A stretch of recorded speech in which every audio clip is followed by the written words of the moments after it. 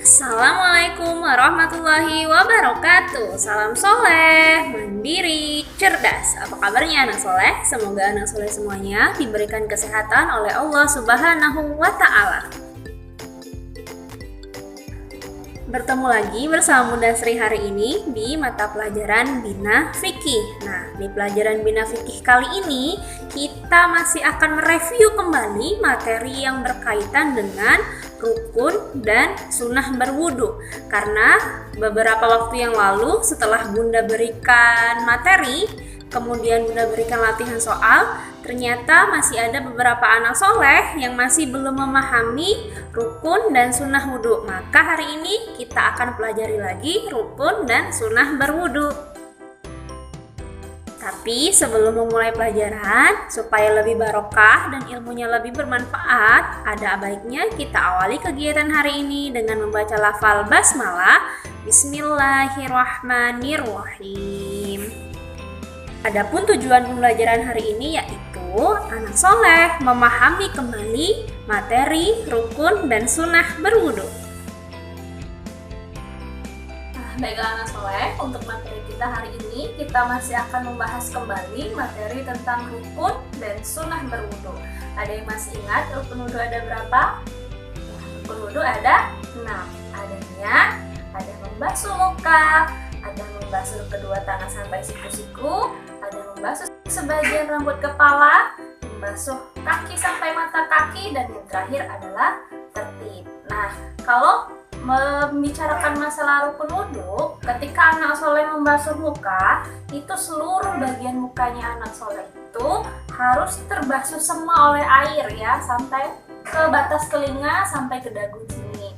Nah, untuk yang tangan itu sampai dengan siku-sikunya anak soleh itu harus basah. Kalau nggak basah, atau mukanya anak soleh hanya depannya saja yang basah, sininya nggak basah, maka wudhunya menjadi batal atau tidak sah. Nah, selanjutnya untuk materi yang kedua yaitu tentang sunnah wudhu. Nah, tentang sunnah wudhu ini, anak soleh yang harus anak soleh perhatikan bahwa sunnah wudhu ini gunanya untuk menyempurnakan wudhu kita. Nah, apabila anak soleh lupa tidak melakukan sunnah wudhu, maka wudhunya anak soleh itu tetap sah, hanya saja wudhunya itu tidak sempurna. Contoh, misalnya anak solehnya berwudhu, terus tiba-tiba anak solehnya lupa tidak berkumur-kumur. Apakah wudhunya sah? Maka jawabannya wudhunya tetap sah. Karena apa? Karena berkumur-kumur, atau mencuci hidung, atau membasuh telinga, itu merupakan sunnah berwudu. Jadi kalau sunnahnya lupa dikerjakan, tidak membatalkan wudu. Tapi kalau misalnya contohnya anak soleh berwudu, terus anak soleh lupa tidak membasuh muka, atau anak soleh lupa tidak membasuh sebagian rambut kepalanya anak soleh, maka wudunya itu menjadi batal karena rukun wudunya tidak dikerjakan. Jadi yang namanya rukun wudu itu harus dikerjakan. Kalau tidak dikerjakan, maka wudhunya menjadi batal. Kalau sunnah wudhu itu gunanya sebagai penyempurna wudhu anak soleh. Jika lupa tidak dikerjakan seperti mencuci hidung atau kumur-kumur tadi, maka wudhunya tetap sah. Nah, anak soleh, itulah tadi materi kita tentang rukun dan sunnah berwudu.